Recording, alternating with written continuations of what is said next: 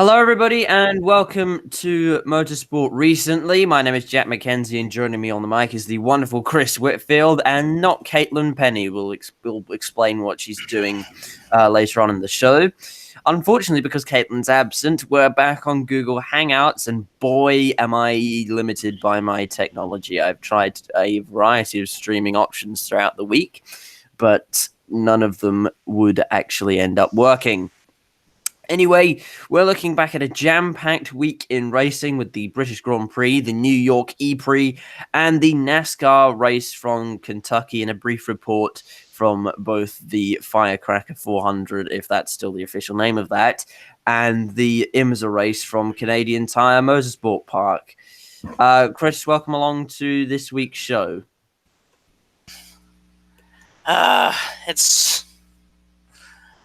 I'm just gonna say this.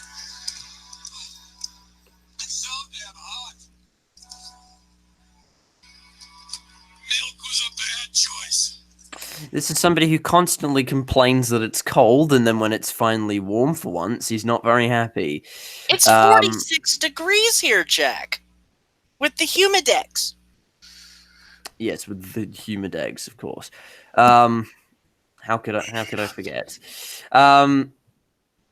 Anyway, right. We before we get into today's show,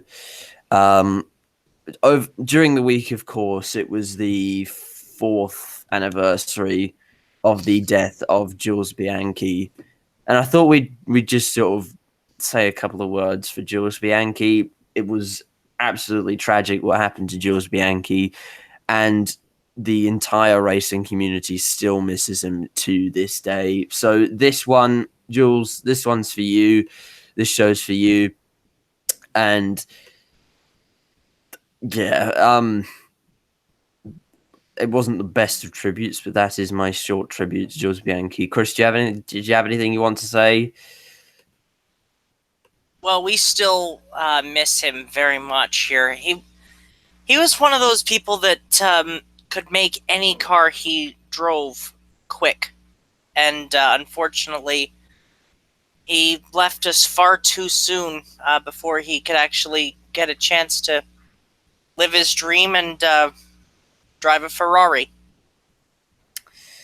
Unfortunately, Jules Bianchi gone too soon. We miss you very much, Jules. And on that note, I think we should get into the news for this week.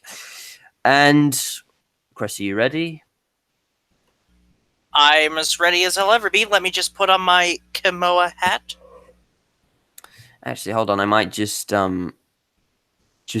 ping everyone on the Discord server and just get a link to the...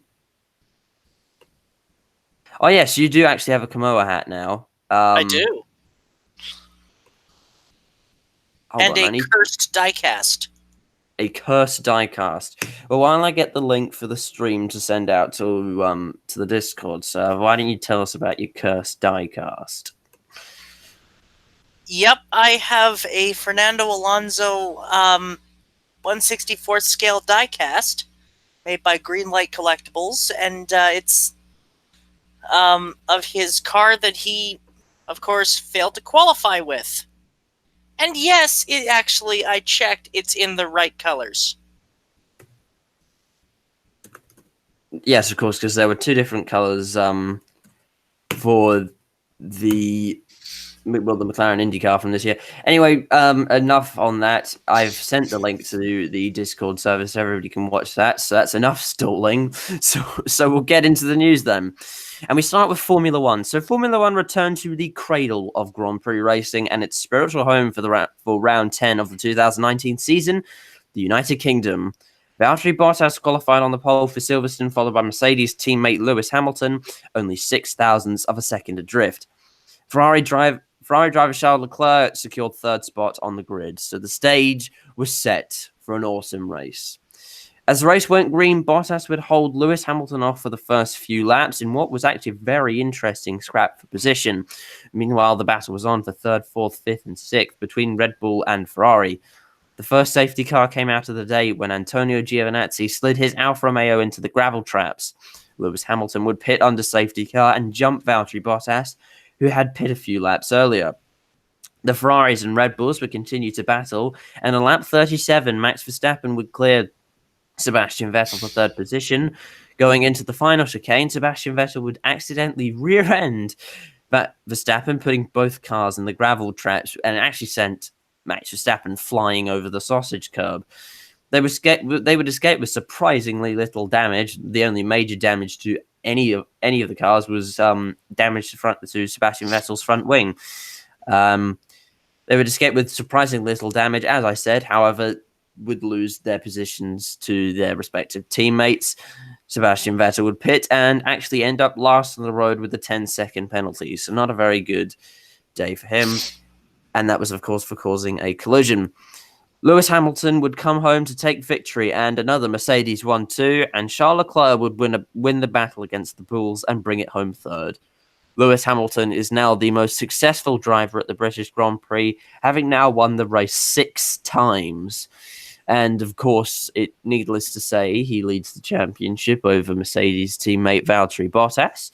And he is now the most successful driver at the British Grand Prix. And while it was a boring result with Mercedes taking a 1-2 finish, I'd say it was a relatively exciting race. Chris, what are your thoughts? I echo your sentiments. And I'm sorry, but Vettel... I'm afraid to say this, as the Formula One fans would probably lynch me, but I think he's lost his edge. I would say he has lost his edge as well. I think he's being kind of outshone by Charles Leclerc at the moment. However, that was... I'd say that wasn't... I think he was just trying to go for a move down the inside, and Max Verstappen, of course, came across to defend it. Both moves were perfectly reasonable moves. However, it just two didn't go into one, and I think so. Vettel would have been later on the brakes, just to try and move on the inside, but Verstappen defended a little bit too well, and Vettel just ended up running into the back of him. I'd say that was just an accident. And arguably it's a racing incident, but it was a racing incident that was clearly Sebastian Vettel's fault.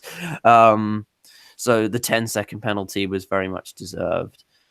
Although I do want to say I'm absolutely amazed how how Sebastian Vettel's car escaped with no damage. Not Sebastian Vettel's car, Max Verstappen's car escaped with no damage at all by the looks of it. Yeah, and what's the next round for the Formula One World Championship? Next round for the Formula One World Championship? No. World Championship, I believe, is the German Grand Prix. I might just have to check that, though. Formula One. I'm not like some other people that can memorize the entire calendar. And yes, I was actually right. It is the German Grand Prix, followed by the Hungarian GP, and then the summer break. And of course, after that, it's the Belgian Grand Prix. Do you have any more thoughts on Formula One? Blah.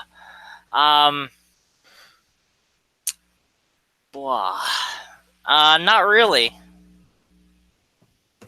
Okay, then. So I'm going to say overall, it was a very exciting race. Caitlin usually has the brain, but she's elsewhere this weekend. And we'll be explaining why later, actually. But overall, it was a very exciting race with a rather boring result because most of us are sick of Mercedes 1-2. So that means Mercedes have won 9 out of the 10 races this year, if I'm not mistaken.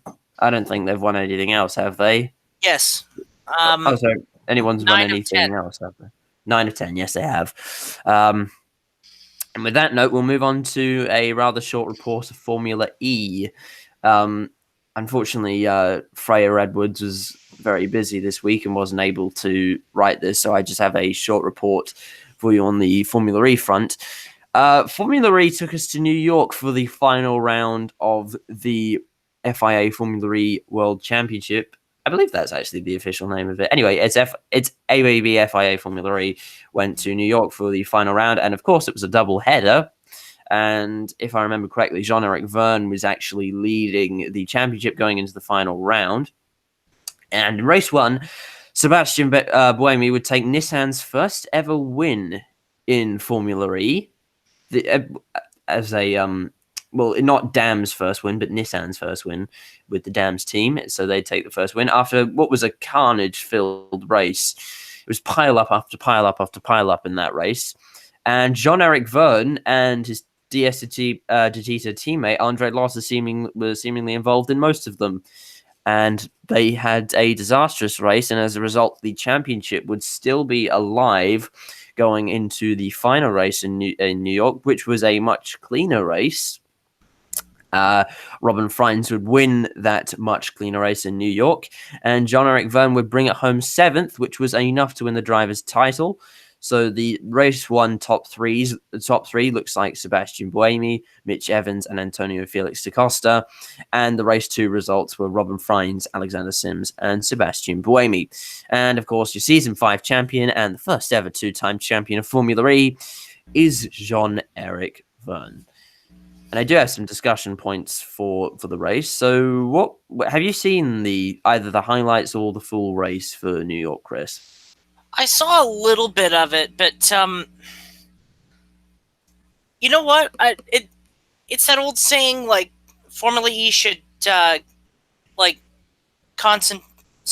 concentrate on having all those very narrow street circuits, but actually New York kind of works. Did it though? Race 1 was filled with pile-ups. Race 1 was just your typical Formula E race. Yes, but then race 2 was a lot better because people were actually trying moves, and they were much cleaner moves, and we only had a few incidents, which is fine for a race.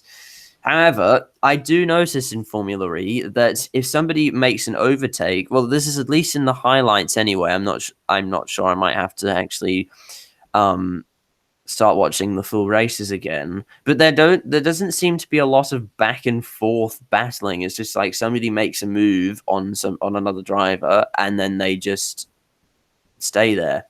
I mean, there's no battles that you see in other series where you have somebody who's trying to overtake somebody, and they try for ages and ages and ages, and you see all this and the tension's building, and then finally they make a move. It's just they make a move, and that's it. That's just what we see in the highlights anyway. I haven't watched the past few races on the actual TV, so I'm not sure, but I might have to look back at that because I do want to make a Formula E season review. Would you agree with me on that one? I would, yes. I haven't seen the New York race because I was otherwise engaged that weekend, so I'll have to watch the highlights when they come out on the YouTube channel. The highlights are out on the YouTube channel, so you'll be able to go and watch them if you want. Lovely. Lovely jubbly. Anyway, so of course that brings a close to Formula E for 2018 and 2019. What are your overall thoughts on the season? A vast improvement over the first 4. So this was better than the first 4? For the first 4 seasons, yeah, it's a vast improvement over as far as excitement, and I know there's a lot of gimmicks to the series, and I'm not what was I gonna say? Words. There's a lot of gimmicks to the series, but are you saying it was better than previous years this year? Yeah, especially considering the rule change, especially the rule change involving no car swaps. Well, I don't actually. Well, how? So these races this season were 40 minutes plus a lap. What were they in previous seasons? Were they just? Were An hour and a half, I think. They're an hour and a half in previous seasons. That's why you'd have to swap cars, which means that it's probably the same with these cars. They've just shortened the races. But honestly, Mexico was one of the best races of the season. Mexico was one of the best races of the season, actually. Even Actually, despite the I'd fact, be so bold to say it was the best race that Formula E's ever produced. yeah, even despite the fact it did have a massive red flag in the middle of it, but whatever the case, Yes, I but mi- I Tuba Man might more than made up for it. I might have to watch some of the other seasons of Formula E because I do want to make a Formula E season review for this year, but I'm not actually sure what I'm going to say in it, and that is actually the next sort of question. I don't actually really know what to think of it because on one hand, um, a lot of race fans actually they got into Formula E this season because Formula One wasn't producing the most exciting of stuff, and they're like, "Oh, this is fantastic" and everything, but the only sort of thing I got from it was that this is just sort of bumper car-y and gimmicky, um, but I'm not sure how that compares to other seasons of Formula E. Or maybe I'm just so used to Formula One that stuff like this sort of it's a bit too different. So I'm not sure. So would we say that this season was actually good? And it actually has produced good racing. I think it has actually. And by the way, for those that are wondering about next year's calendar, I mentioned on a previous show that Mexico was cut. Yeah, I got that wrong. Not the first time I've gotten in trouble on social media. This week, um, for calling ahead, like for calling a story too quickly. Yes. Because the NASCAR fan base, but we'll get to it. Yeah, Mexico is round 5 of the season, and next year it'll be it'll be at Adria in Saudi Arabia for the double header. Right. That'll be on the 22nd and 23rd of November. Right. Okay. Wait. So you mean this year? Next year. Like next season, season 6. But it's a 2008, 2019, 2020 season. Yeah, it's 1920. So that means it will be this year because it's 2019. Yeah, with the 2 races, with the first 2 races being in Adria in Saudi Arabia. Adria was actually a really, really good track. Actually, I like that track a lot. I'm just glad that Mexico's back on the calendar. Anyway, because I'm indecisive and I'll probably need some help writing the Formula E season review. What sort of things do we think that will be said in that? Well, I think personally that Formula E needs more blue spiny shells Okay, well, and all more right. more chain chomps and more pow blocks, but no bananas because bananas are very ineffective. Okay, right. I think we should move on Also, from the green shells because they just bounce off the walls. I think we should move on to IndyCar. By the Would way, you like? I would like to first of all show the viewing audience my hat. If it Hold please on, the court. I'll need to stop screen sharing so everybody can see that. Chris, would you like to put your hat on and turn your webcam on? Off? I mean, on. Only the best cam girls on this Oh stream. no, okay. Now we're both on camera. He's got the Kamoa hat, I do have the and Kamoa hat. and now everybody can see me in my dressing gown. Okay. We need to I need screen share again. But yeah, and so we can both be off the camera. an IndyCar official actually Thought asked. you were Fernando Alonso? No, they said, "Tell me you didn't pay full price for that hat." I said, "No, I got the 34th place discount." Oh my goodness! 40% off. Was it 40% off because it didn't qualify? Yes, the 34th place discount. Anyway, would you like to tell us about IndyCar? Why, yes. IndyCar went north of the border to almost my hometown for round 11 of the NTT Data IndyCar Series for 2019. The Honda Indy Toronto on the streets of Exhibition Place. Which was a race you actually attended. I did, Yeah. hence the hat. Robert Wickens did some parade laps in the in a specially modified Aero-sponsored Acura NSX, which I saw, and of course there was not a dry eye in the house. After seeing that, the man's a unit. I'm just going to say that. The man is an absolute unit. And he also gave the command to start the 22 engines. Simon Pagenaud would start from the pole, followed by Scott Dixon and Felix Rosenqvist.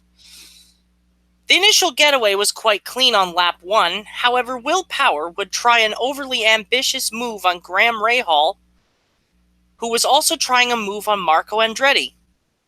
3 didn't go into 1, unlike the Spice Girls song. And Power and Rahal would end up facing the tire barrier, and Marco Andretti would do a 360 no-scope, which was actually this incident, by the way, in turn 3 was right where I sat. Oh, really? Turn 3. Out of trouble to the tune of I keep holding on and only lose a few positions. I wrote that line, by the way. I do apologize. The song puns. The song puns. How it's made pun writers hate him. Unfortunately, Ryan Hunter-Reay, Matthias Leist, and Marcus, son of Eric, would all be held up by the incident. The green flag would come out again for the start of lap 5, and on lap 17, Ed Jones ran Spencer Pigot up into the wall, loosening the front wing of Pigot's car. With 18 laps to go, Takuma Sato's race, in the most literal possible way, went up in flames. Sato would bring his burning Honda onto pit road, and thankfully the race would remain under green flag conditions. The race would go down to the wire on the final lap. Simon Pagenaud was leading from Scott Dixon. However, the New Zealander had lap traffic to negotiate. That lap traffic kind of cost him the race a little bit. Only a little bit. Well, it did cost him the race quite a lot. Yes. Will Power would crash in the final couple of corners, bringing out the full course yellow on the last lap, meaning his French teammate could coast home to take his second victory of the season. The championship standings now look like this going into Iowa for the Iowa Corn 300. Joseph Newgarden still leads the championship by 4 points over Alexander Rossi, with Simon Pagenaud sitting in third, 39 points off the lead. And they finished Pagenaud, Dixon, and Rossi. Now, actually, as a bit of an aside, when I was there, I was seated in turn 3, just at the end of Lakeshore where the first lap incident occurred. And, yeah, first of all, if you haven't been to an IndyCar race, I highly recommend it. It's an absolutely amazing show to watch. And the guys at Andretti Savary Promotions actually just signed an extension to 2023. So, like it or not, City of Toronto, you're stuck with us. No, but seriously, I'm really glad that they got a contract extension to 23. And hopefully we can and it was yet another cracking race, if I Well, must say so myself. I have to say that was a fantastic drive from Simon Pagenaud to take his third win of the season. He's really, really on a roll this year, actually.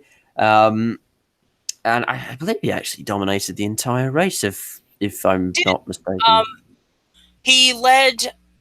The only person who wasn't named Simon Pagenaud or had a name that rhymed with Simon Pagenaud was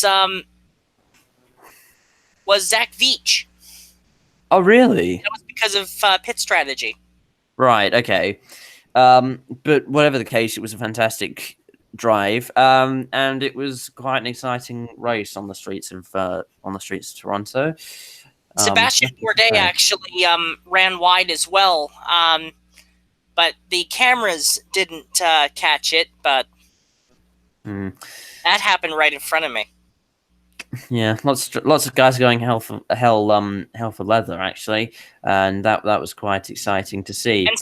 And Spencer Pigot, they never changed the nose the entire race, so it was basically like it would, like under braking, it would be flapping around everywhere. Yeah, I don't know. What do you think about that? Actually, he got kind of forced into the wall there. What are your thoughts on that little move there? A bit overambitious, but apart from that,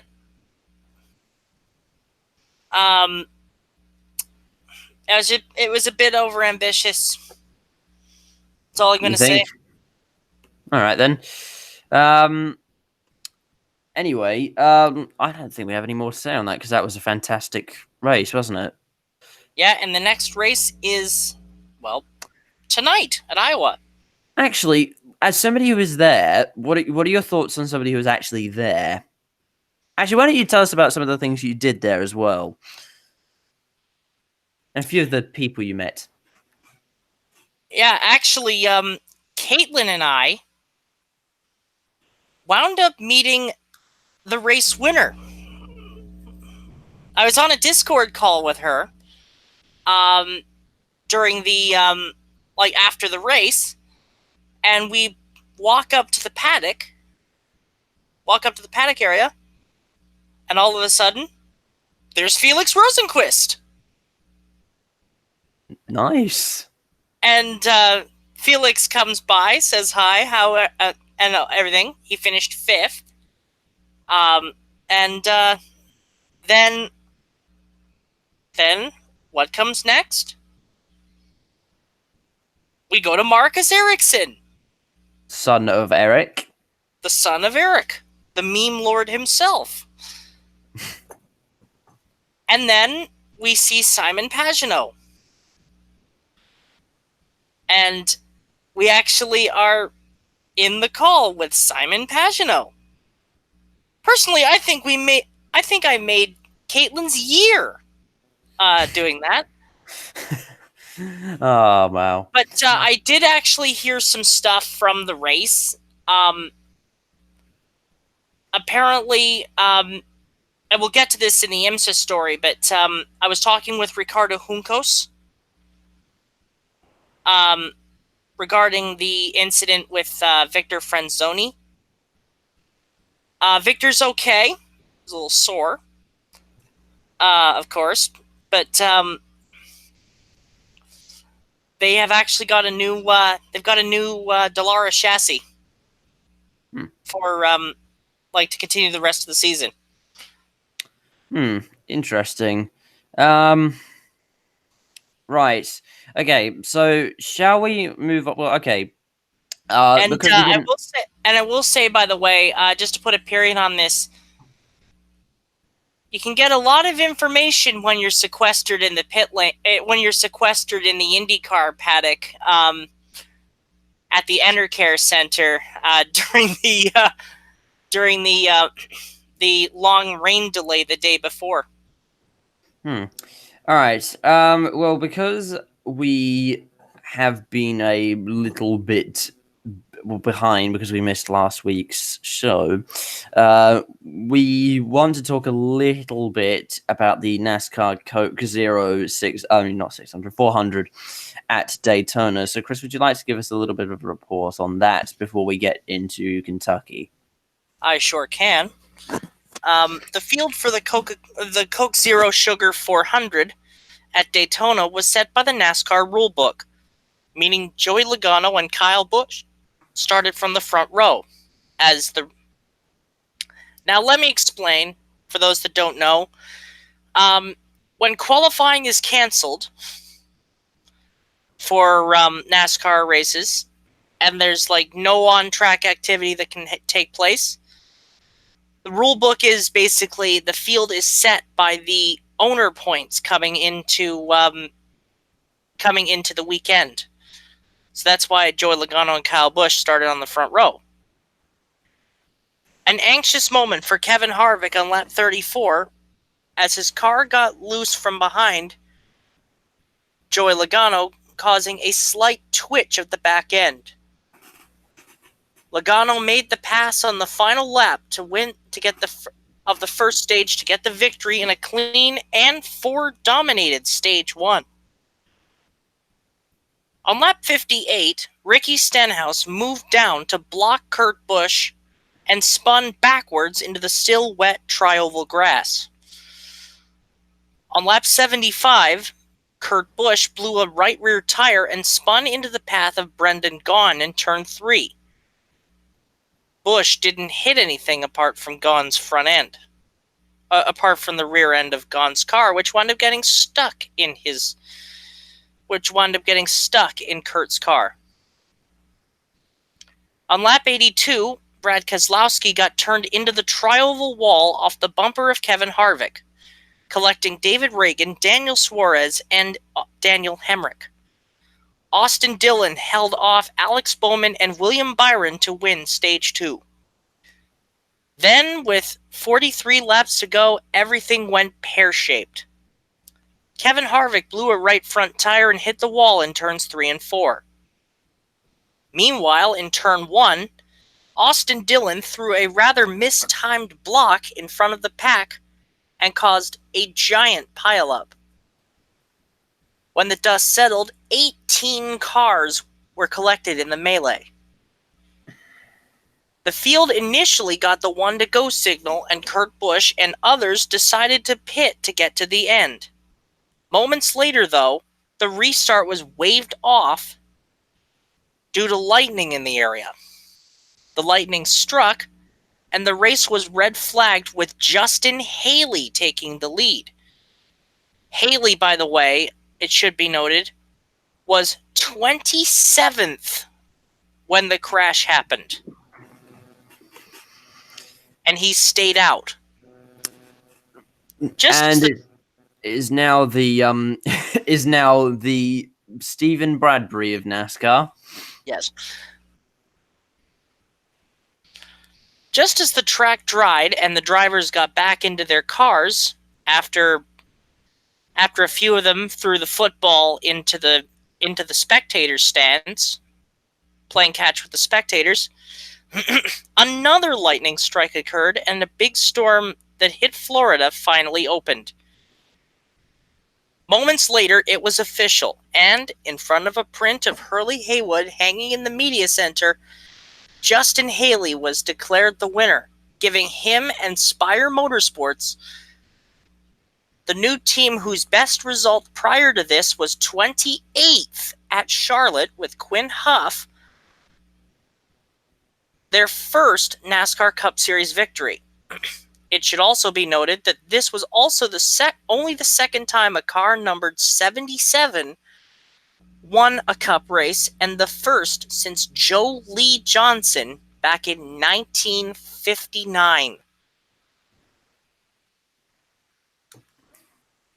that people might say about Justin Haley that, oh well, he only got that because of the crash and because of the red flags. I mean, he still avoided the incidents, and he of course was in the lead of the race. It takes skill to avoid an incident like that, so he 100% deserves the win. And I think it is absolutely fantastic for NASCAR to get shock results like that. It's basically the old adage, a win is a win. It sure is, actually. That's true. No matter how you get it. And actually, this was basically just a giant... this was basically just a great strategy ploy by Peter Suspenzo and the Spire Racing team, who actually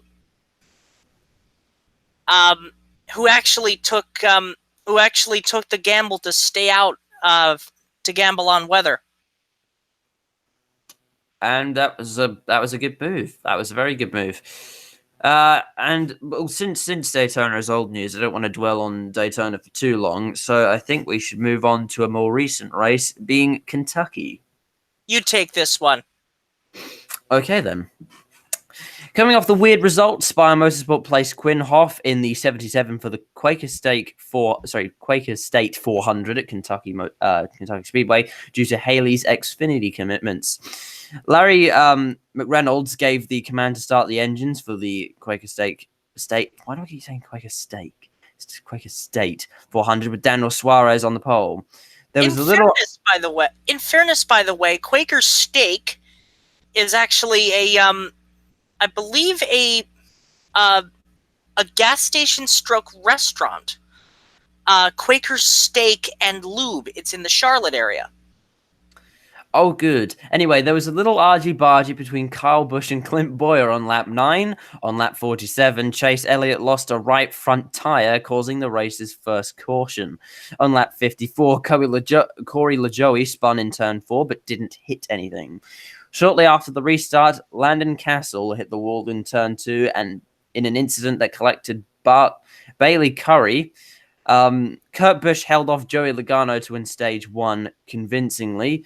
Kyle Busch dominated stage 2, holding off Eric Jones. On lap 169, Kurt Busch powered by his brother to take 4th place. On lap 180, Jimmy Johnson spun off turn 2 to cause the race's 6th caution after getting loose in front of Joey Logano. With 63 to go, Kurt finally got by Boyer. It was rather intense racing up front, but with 5 laps to go, Bubba Wallace spun in turn 2, setting up a shootout to the finish. It was Logano and Busch on the front row, with Kurt Busch splitting his brother and Eric Jones.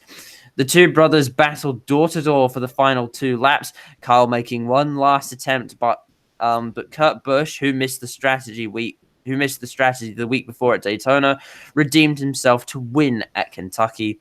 The next race for the Monster Energy Cup Series is Loudon, I believe that is. Is that right? New Hampshire.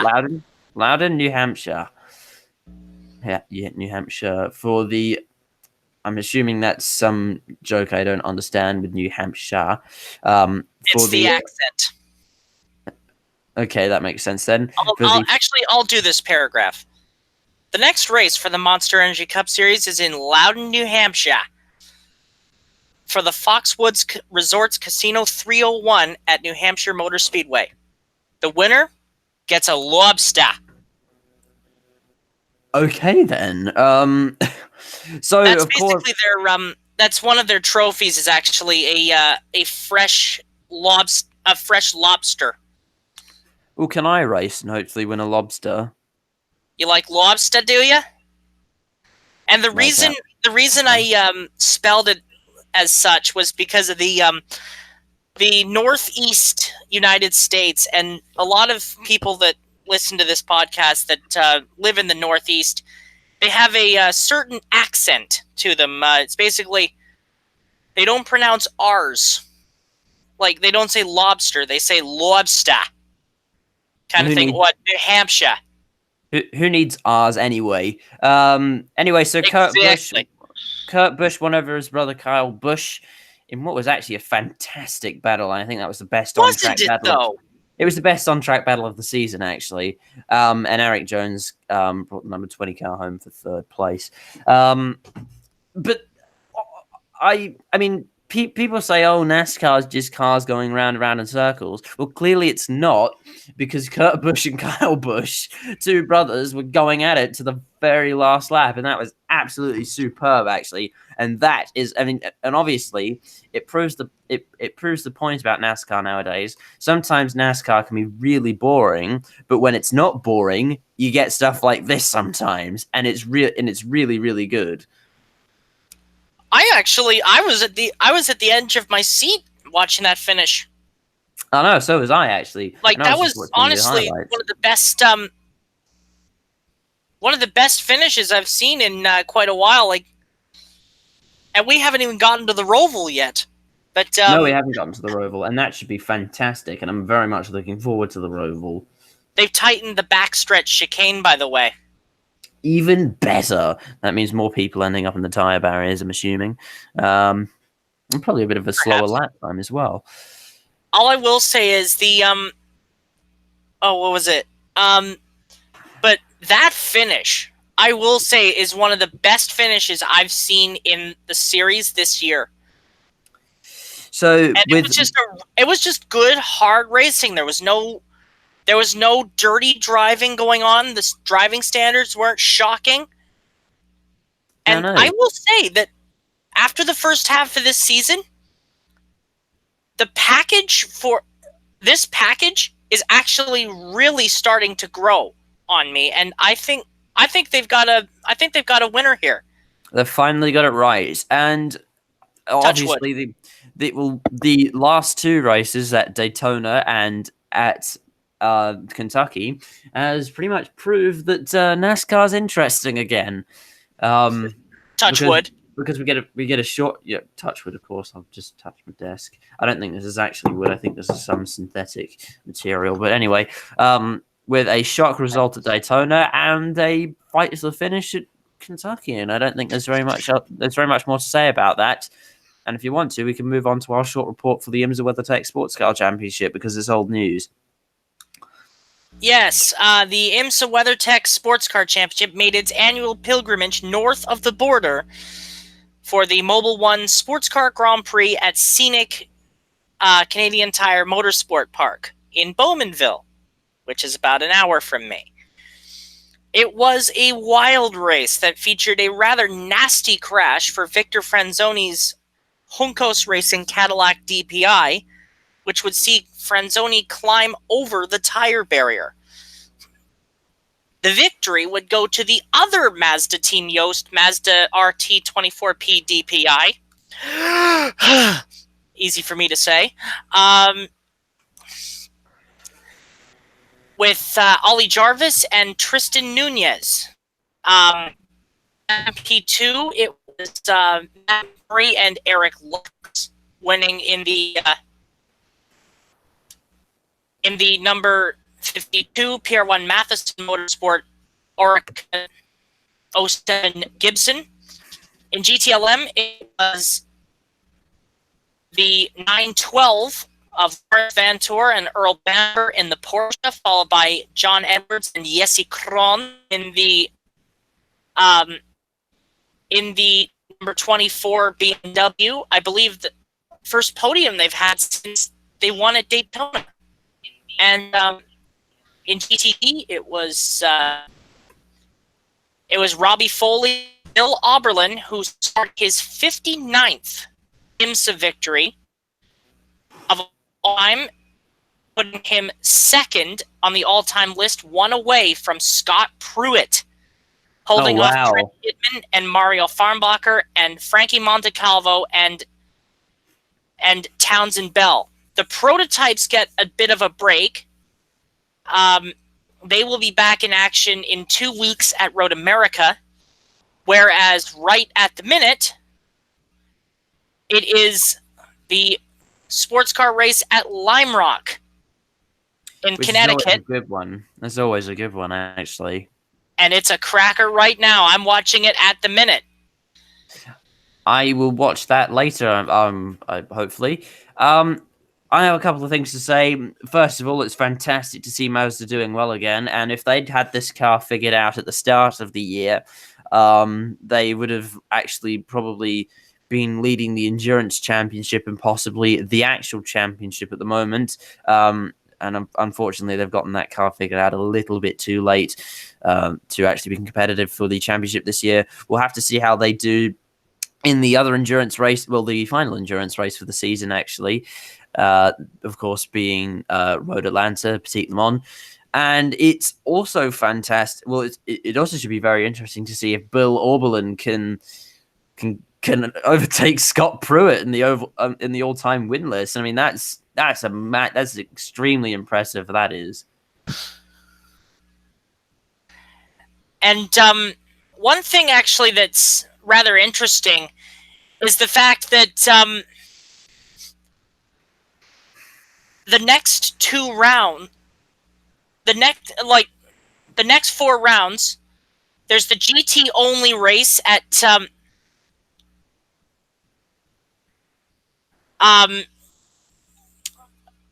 Lime Rock. At Lime Rock, then Road America, then the race at VIR, which is another GT only race. And not only that, but also WeatherTech Raceway, and then Petit Le Mans. So there's going to be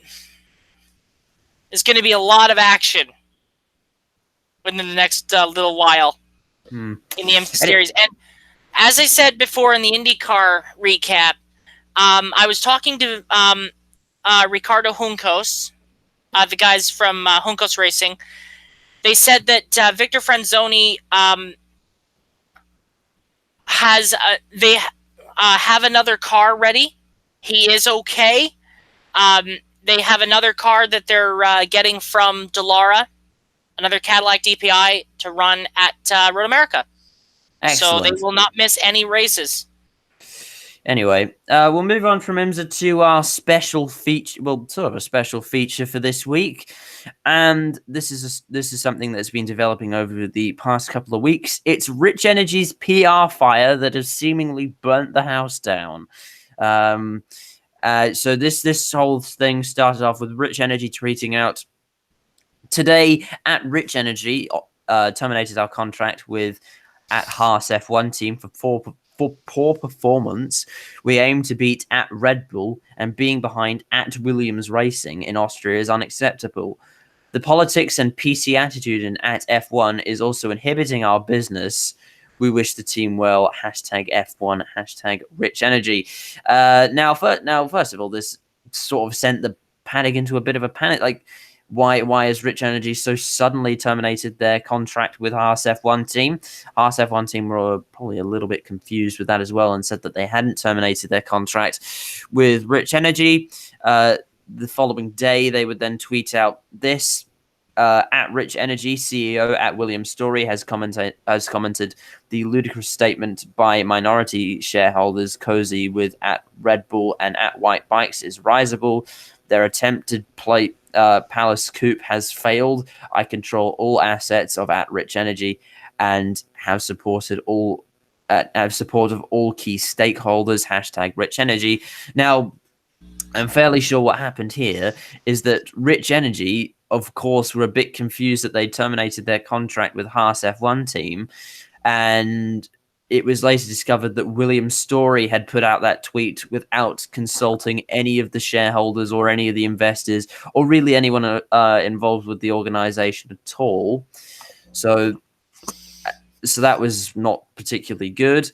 And then whilst the damage was seemingly done and Rich Energy should have shut up at this point, they then went on to tweet, "Great start, boys," at the British Grand Prix for the Haas F1 team, and obviously have put William Story in a milk float painted in Rich Energy Haas livery. And this story, I think, came to an end the other day after Alex, whatever his name, William's story. I don't know where I'm getting Alex from. Well, when William's story was yeeted from Rich Energy, and Rich Energy has now changed its name to Lightning Volt. So we are probably going to be waiting on House F1 team to change its livery in the next couple of days. Now, Chris, what on earth has happened here? First of all, the photo of William's story on the milk float is honestly one of the worst Photoshop jobs I have ever seen. It looks like someone used Microsoft Paint. They probably did use Microsoft Paint, actually. It looks like William's story used Microsoft Paint just himself, because look at the broken lines. It's fantastic, so good, fantastic. But if you want to see any of this, just check Haas F1's Twitter account, and you'll find all of this. Lightning Volt, by the way, I'm still convinced this isn't a scam. I'm still not convinced. Like a scam by any other, it's that old saying, a rose by any other name. I'm like, no, a scam by any other name still smells like a scam to me. And he can say what he William's story can say what he wants. He's a bit like Jean-Pierre Van Rossum, the former head of Onyx. Back in 1989, that basically said a lot of derogatory things toward management in Formula One, and it was. I'm just not convinced. I think Rich Energy will be poor energy and locked up energy in the next little while. Well, it seems inevitable they'll get accused of a crime, depending on what that is. So, Rich Energy, they've changed their name to Lightning Volt. I have absolutely no idea why this PR fire was started. I don't think anyone. Well, first of all, I think William's story actually forgot the fact that the cars are not powered by the energy drinks that sponsor the car, and I know they wanted to beat Red Bull badly, but no one was actually making that comparison. I think the important thing is that the Haas F1 car actually looks good, and that they can showcase the brand. And let's be honest, no one had heard of Rich Energy before they. Despite being established in, I believe, 2015 or 2016, nobody had heard of them before they became the sponsor for Haas F1 team. So, man, I don't know. It's actually, I can scarcely believe this.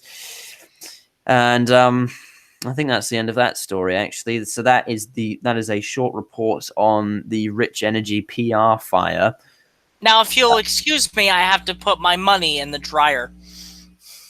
I have to put my money in the laundry.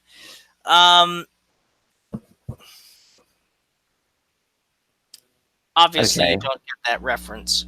No, I don't. It's called money laundering. Oh, okay, that makes sense. Anyway, right. So if you excuse me, I have to put my money in the laundry. I wasn't sure if you were serious there for a second. Anyway, we don't have jingles for this week, but we don't have a jingle for this segment anyway, because it's now time for Regional Racing Roundup, where we cover all the regional and/or national series, and coincidentally, all of the series I believe on here are actually. Oh, we have one national series. We have one regional series. We have one piece of regional series news that we'll get to at the end of the segment. And we start off with some NASCAR Pinty stuff. What's happened in the NASCAR Pinty series? Well, it was a wild day. It was a wild Saturday night. The Pinty series event at Toronto started 2 hours after it was supposed to, due to the lightning strike that happened. And It was a wild race that saw Marc-Antoine Camirand, Alex Tagliani, and Andrew Ranger fight each other for the lead, with Tagliani holding off Andrew Ranger to score the win in the Pinty's 100. Also,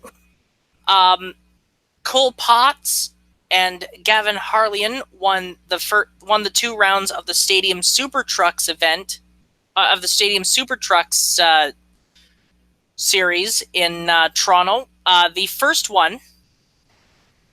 race was actually the first race was called on lap 7 due to lightning, and that's why I was standing on the front straight watching that, and then my friend and I saw the little thing on the jumbotron saying the race, basically everybody seeks shelter, and Cole Potts won that race, of course. And the other thing that I forgot to mention was one of the Stadium Super Truck crew members actually told me that they were basically waiting it out, but then the officials said, you know what, we're going to call it. They waited for about an hour before the race was actually called. To that point, it was raining sideways. Anyway, there's still some Canadian racing news. What's happened in the Porsche GT3 Cup Challenge for IMSA? Well, it was the Roman DeAngelis show. He won both races in the GT3 Cup Challenge Canada series. I don't have the results on. I don't have the results on me, but DeAngelis swept both of them, and I believe he is the championship leader. Right. Okay. Moving on to some Formula 2 news from Silverstone. Luca Ghiotto and Jack Aitken won the Formula 2 races from Silverstone. I have absolutely no idea how to say that name from Silverstone. Hansen Guven. Right, okay. And won the Porsche Super Cup race from Silverstone. And now we go to Australia. Yes. Let's cross the pond. Well, in terms of some continents. Well, okay, we actually have some Australian GT news. Audi Team Valvoline took victory at Phillip Island in Australian GT with Garth Tander and Jeff Emery behind the wheel. Also, it was a good weekend for Garth Tander, actually. Well, in the past couple of weeks anyway, because Garth Tander won race 1 for Australian TCR at the Bend, I believe it was. Will Brown won race 2, and John Martin won race 3. Will Brown continues to dominate the Australian TCR Championship. And for the first time on Regional Racing Roundup, we actually have some regional racing news. And this is also the reason that Caitlin isn't actually present, because Caitlin isn't here because she's making her racing debut in a dirt oval race in a Nissan Micra. And we wish you the best of luck, Caitlin, and if you can make it with all 4 wheels still on the car, it doesn't have to look pretty, but as long as all 4 wheels are still on the car, you're golden. Yeah, you should be all right if you can finish the race. I don't actually know how long the race is. And with that, I think we should move away from Regional Racing Roundup to our final segment of the day, and we don't have a jingle for this, so for the first time in a while, Chris, would you like to sing us into our final segment? Miscellaneous stories and points that we missed and therefore covering now, TM. Bing! Thank you very much for the sung jingle, because we aren't using OBS for this week because MacBook Airs are stupid. I'm sorry, MacBook Air, but you are sort of limited. United. We start with some WEC news. United Autosport switches to Orica for the new season, and that's of course making their full season debut. As is Racing Team Netherlands. They've also switched to Orica. So that's the first of quite a lot of WEC news that we have for this episode. The second bit of news. Yes. And they've actually United Autosport was the carrier for Ligier UK. Ligier actually has now taken it on themselves, and it's understandable. I mean, they basically told Ligier they don't want their cars anymore, and they don't want their LMP2 cars. I guess Ligier got upset. En-Route got upset, and actually the Racing Team Nederland car. I don't know if you've seen the livery for it, but it actually looks rather mean. Yeah, it looks very good, actually. It looks rather mean. I love that. And I'll take the next story as well. But yeah, the number 29 is now a jumbo-sponsored Orica for 2019-2020. Now, there was some news in Formula E regarding the Porsche team. Their lineup is filled. Neil Yanni was already confirmed, I believe. But they've added a second.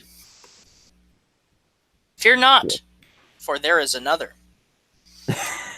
Yeah, very, very good. Very good. It's Andre Lauderer, who has joined the Porsche Formula E team for Season 6.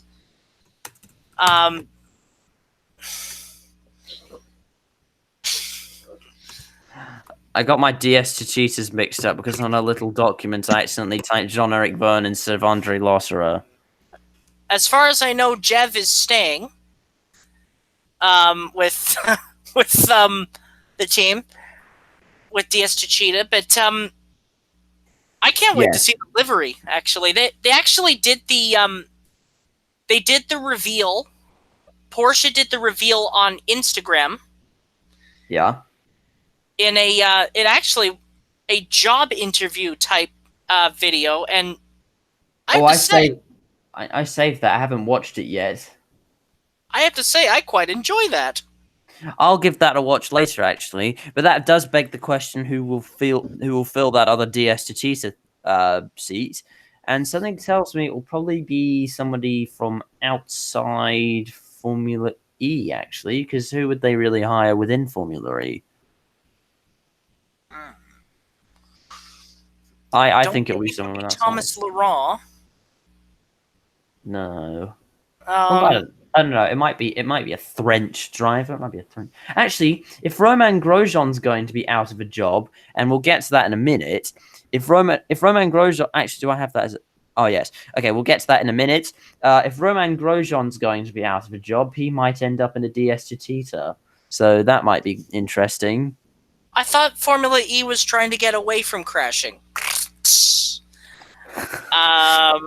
Oh dear. Anyway, we'll move away. We'll move away from Formula E because we do actually have a lot of WEC news.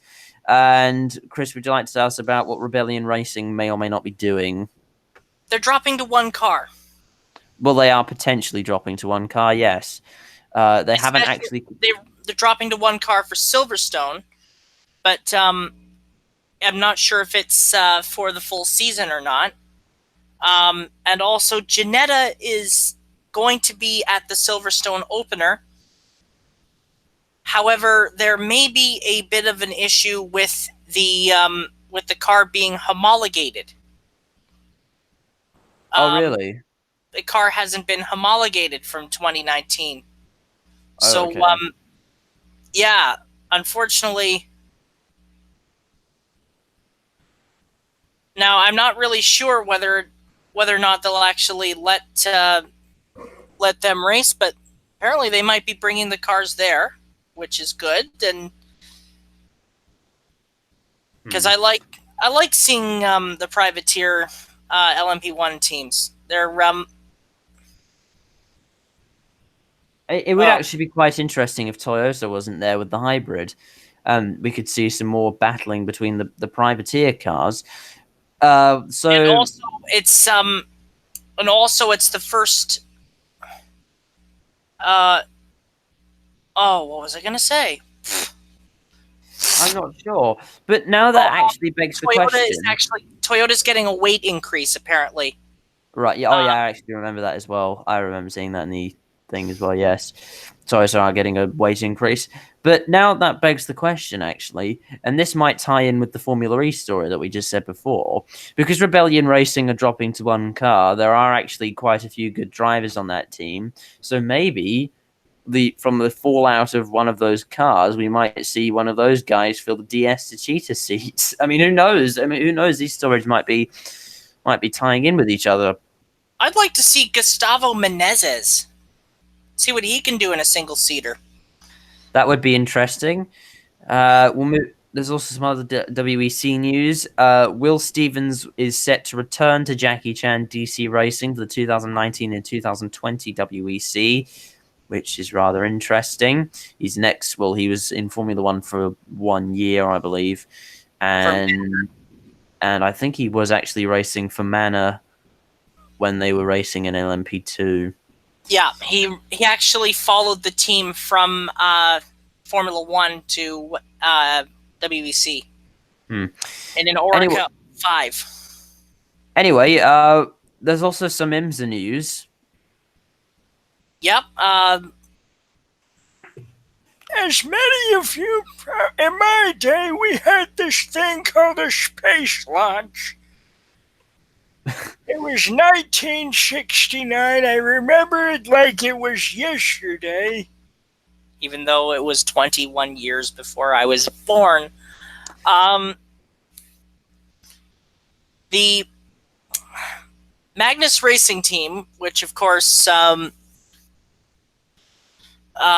the team, is the team with Andy Lally and John Potter, the Lamborghini, changed their number from 44 to 11 and ran a special tribute special tribute livery at the Lime Rock Park, and I have to say the car looked absolutely beautiful. Are they allowed to change their number, by the way? Yes. Okay, I've seen it all the time. I've seen that happen before. BMW used to do that, actually. They Oh yes, they did with the number 100 M6. Oh yeah, I remember that actually.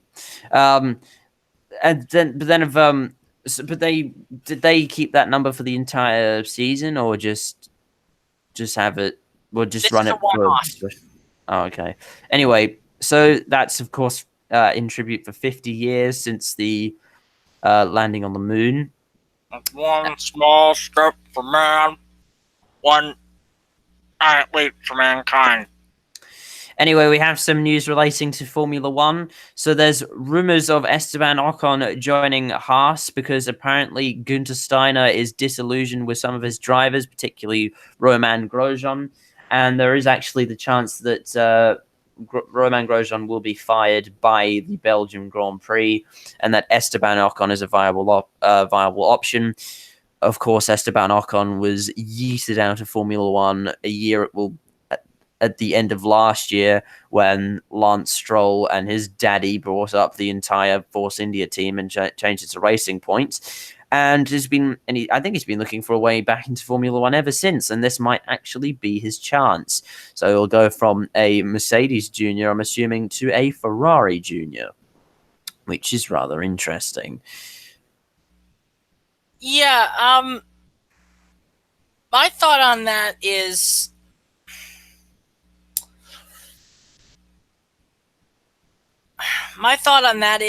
like he got a bad rap. Did Ocon?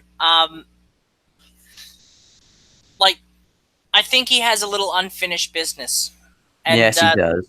the guy's certainly quick behind the wheel of an F1 car, and honestly, I hope he gets the opportunity. Esteban Ocon, of course, was one of the most promising rookies in Formula One when he was actually in Formula One.